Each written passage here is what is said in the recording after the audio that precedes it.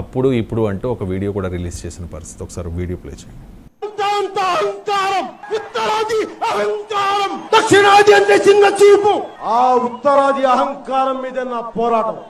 మేము భారతీయులం కాదా? మీరు ఒక్కరైనా భారతీయులు?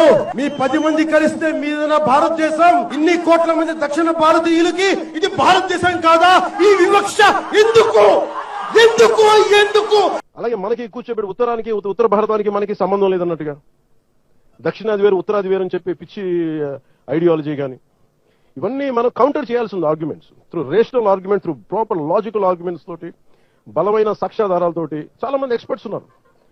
అలాంటి గొప్ప వ్యక్తులందరికీ మీరు ఒక ప్లాట్ఫామ్ కావాలి. అది మనకి ఆంధ్ర రాష్ట్రంలో చాలా మంది ఉన్నారు. సో ఫస్ట్ బైట్ వచ్చి 2016 సెప్టెంబర్ 9న మాట్లాడింది భారతీయ జనతా పార్టీకి వ్యతిరేకంగా. సెకండ్ బైట్ వచ్చి 2025 ఫిబ్రవరి రీసెంట్గా మాట్లాడిన ఇది. అండ్ దాంతోపాటు మరో వీడియో కూడా వైరల్ చేస్తూ ఉన్నారు పవన్ వ్యతిరేకులు. ఒకసారి దుర్మార్గులు అనుకుందాం, భారతీయ జనతా పార్టీ దుర్మార్గులు అనుకుందాం. నాకు వాళ్ళకి ఇష్టం లేదు, వాళ్ళకి చిరాకు నాకు. వాళ్ళే మన మీద దక్షిణ మార్గం చూపిస్తున్నారు. సరే భరితం. భారతీయ జనతా పార్టీ అందరూ హిందువుల పార్టీ అంటారు. నా ఉద్దేశం అది హిందీ వాళ్ళ పార్టీ, హిందువుల పార్టీ కాదు. మేము అర్థం చేసుకుంటాం భాషల్ని. హిందీని ప్రేమిస్తాం కానీ హిందీని మా మీద రుద్దుతారంటే ఎట్లా? హిందీని మీరు రుద్దుతున్నారు, సౌత్ దక్షిణాదిని అంటారు. మన తమిళనాడులో తమిళ్ హిందీ రాకూడదు అంటుంటే అన్ని దేశ భాషలే కదా. అంటే మాట్లాడితే సంస్కృతాన్ని తిడతారు, హిందీని మీరు రుద్దుతున్నారు, సౌత్ దక్షిణాదిని అంటారు. అన్ని దేశ భాషలే కదా. మన తమిళనాడులో తమిళ్ హిందీ రాకూడదు అంటుంటే నాకు అనిపించిన మనసులో ఒకటే, అప్పుడు తమిళ సినిమాలు హిందీలో డబ్ చేయకండి.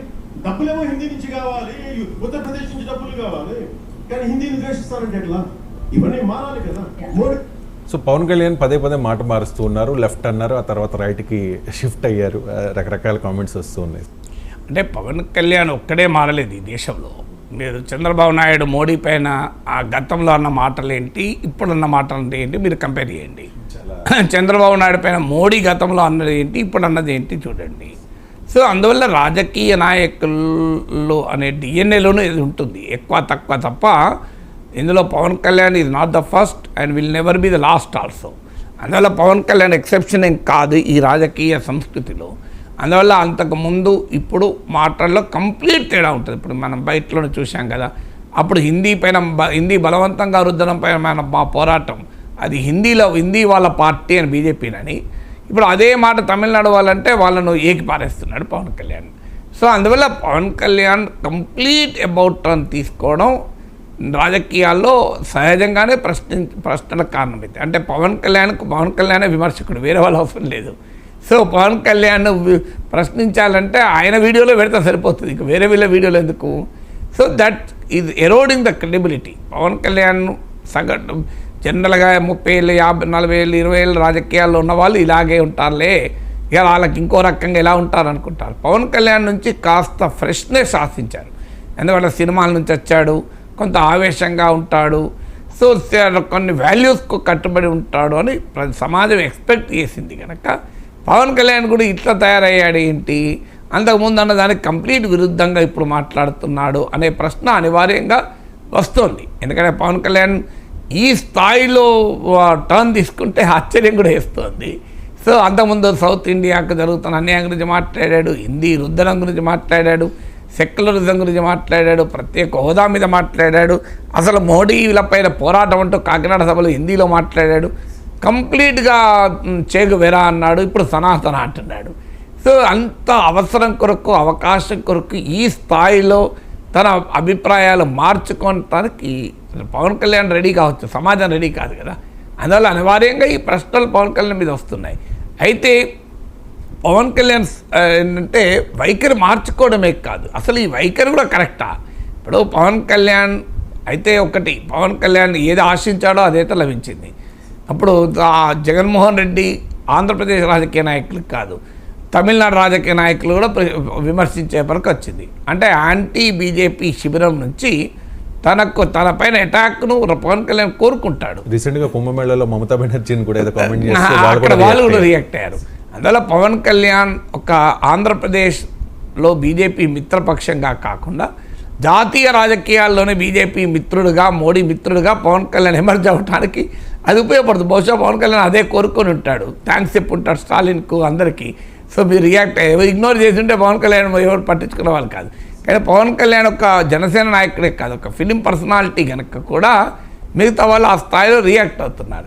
అసలు పవన్ కళ్యాణ్ అండర్స్టాండింగ్ అనేది ఇక్కడ క్వశ్చనబుల్. సో నిజమే, ఇప్పుడు తమిళనాడులో 1965 కాదు 1938 ఆ ప్రాంతంలోనే హిందీకి వ్యతిరేక పోరాటాలు నడిచాయి. సో అదొక నేను చాలాసార్లు చెప్పాను, తమిళనాడులో జరుగుతున్నది పోరాటం కేవలం హిందీ పైన కోపంతోనో వ్యతిరేకతతోనో మాత్రమే కాదు, దీని వెనకాల రాజకీయం ఉందా అంటే ఉంటుంది. కాదు, స్టాలిన్ కూడా రాజకీయ నాయకుడే. తన రేపు జరగబోయే ఎన్నికల్లో తన ప్రభుత్వం పట్లున్న వ్యతిరేకతను ఎదుర్కోవటానికి తమిళ భావోద్వేగాలను రెచ్చగొడుతున్నాడు అంటే నిజమే, అనుమానం లేదు. కానీ అది న్యాయమా అనేది క్వశ్చన్. హిందీ వద్దని తమిళనాడులో హిందీ ఏం నిషేధం కాదు. ఇప్పటికీ కూడా తమిళనాడులో దక్షిణ భారత హిందీ ప్రచార సభలు శాఖలు ఉన్నాయి. కానీ నేను అనే క్వశ్చన్ ఏంటంటే, తమిళనాడులో దక్షిణ భారత హిందీ ప్రచార సభ ఉంటుంది, తెలంగాణలో ఆంధ్రలో దక్షిణ భారత హిందీ ప్రచార సభ ఉంటుంది. మరి ఉత్తర భారత తెలుగు ప్రచార సభ ఎందుకు ఉండదు? ఉత్తర భారత తమిళ ప్రచార సభ ఎందుకు ఉండదు? అంటే దేశ సమైక్యత కేవలము తెలుగు వాళ్ళకే కావాలా, తమిళ వాళ్ళకే కావాలి, హిందీ వాళ్ళకి అవసరం లేదా? ఎందుకు హిందీ రాష్ట్రాల్లో, నేను అడుగుతున్నది అదే, ఇవాళ 2 తెలుగు రాష్ట్రాల్లో 100% పాఠశాల విద్యార్థులు హిందీ నేర్చుకుంటున్నారు. ఉత్తరప్రదేశ్లో 1% విద్యార్థులు తెలుగు నేర్చుకోమన్నారు. 1%. నేను అడుగుతున్నది, మేము 100% హిందీ నేర్చుకుంటున్నాం కదా. మేము 100% హిందీ నేర్చుకున్నప్పుడు తమిళనాడులో ఉత్తరప్రదేశ్లో ఉన్న బిడ్డలు 1% తెలుగు కూడా అవసరం లేదు. సమ్ ద్రవిడియన్ లాంగ్వేజ్, తెలుగు, తమిళ, మలయాళ, కన్నడ, ఈ 4 భాషలు ఏదో ఒక్క భాష నేర్చుకోండి. 1%. అది మరి అప్పుడు దేశ సమైక్యత పాఠాలు మాకు చెప్తే ఎట్లా? మేము అడుగుతున్న ప్రశ్న అది. ఉత్తరప్రదేశ్లో 1% కూడా నేర్చుకోరా? మీరు మళ్ళీ కావాలంటే దేవనాగరి లిపి అంటే హిందీ లిపికి పోలికున్న భాషలే నేర్చుకుంటారు. అది కూడా ఒకవేళ నేర్చుకుంటే, నిజంగా అది కూడా నేర్చుకుంటలేరు వాళ్ళు, ఇంగ్లీష్ కూడా నేర్చుకుంటలేరు. మీరు హిందీ రాష్ట్రాల నుంచి వచ్చిన వాళ్ళకి చూడండి, సౌత్ ఇండియన్స్కి వచ్చిన ఇంగ్లీష్ కూడా రాదు వాళ్ళకి సరిగా. మరి ఎలా ఇది? సో అందువల్ల అడుగుతున్నది ఏంటంటే, భాష సంస్కృతికి సంబంధం. Language related to culture, language related to civilisation, నాగరికత. ఇవాళ హిందీ బలవంతంగా రుద్దడాన్ని వ్యతిరేకిస్తే ఒక తెలుగు బిడ్డగా దాన్ని స్వాగతించాలి, ఆహ్వానించాలి. గతంలో పవన్ కళ్యాణ్ ఆహ్వానించాడు, హిందీ రుద్దద్దు అని అన్నాడు. ఇవాళ హిందీ రుద్దుతుంటే హిందీ పైన పోరాటమా అంటే ఎట్లా? పవన్ కళ్యాణ్ యుద్ధం చేస్తున్నాడు. సమస్య ఏంటంటే అది. సో వేరే వాళ్ళ యుద్ధం తర్వాత సంగతి, పవన్ కళ్యాణ్ యుద్ధం చేస్తే ఎలా అన్నదే ప్రశ్న. రీసెంట్గా ఈ విజయకేతనం సభలో చాలా లాంగ్వేజెస్లో మాట్లాడారు, కన్నడ, మరాఠీ, తమిళ్, తెలుగు, ఇంగ్లీషు, హిందీ. అలాగే ఒక పోస్ట్ కూడా చేశారు సార్, అది చాలా భాషల్లో చేశారు. ఉత్తరాదిన ఉన్న హిమాలయాలలో ఉంది పరమశివుని కైలాసం, దక్షిణాది ఆయన కుమారుడు మురుగన్ నివాసం, వారు వెలిసిన ప్రదేశం ఈ భారతదేశం, ఇది జగన్మాత నాకు ఇచ్చిన ఆదేశం అని చెప్పేసి. సో అభ్యంతరం ఏమన్నా, సంతోషమే కదా. దేవునికి కూడా ప్రాంతాలు అంటగట్టాల్సిన అవసరం లేదు. అందుకే మేము అంటున్నాం, మీకు అయోధ్య మీద ఉన్న ప్రేమ భద్రాచలం పైన ఎందుకు లేదని. ఇక విజయకేతనం సభలో పవన్ కళ్యాణ్ స్పీచ్ వైసీపీ నాయకులకే కాదు సార్, తెలుగుదేశం పార్టీ కూడా మింగుడు పడని పరిస్థితి. పవన్ కళ్యాణ్ చెప్పారు, నిలిచాం గెలిచాం, 4 దశాబ్దాల తెలుగుదేశం పార్టీని గెలిపించాము అని చెప్పి, నిలిచేలా చేశాము అని చెప్పి. అండ్ పిఠాపురం వర్మకేమో నాగబాబు ఇచ్చిన కౌంటర్, ఎవరో పవన్ విజయానికి కారణం అనుకుంటే అది మీ కర్మ, పిఠాపురంలో గెలిచింది పవన్ కళ్యాణ్ వల్ల అండ్ జన సైనికుల వల్ల మాత్రం.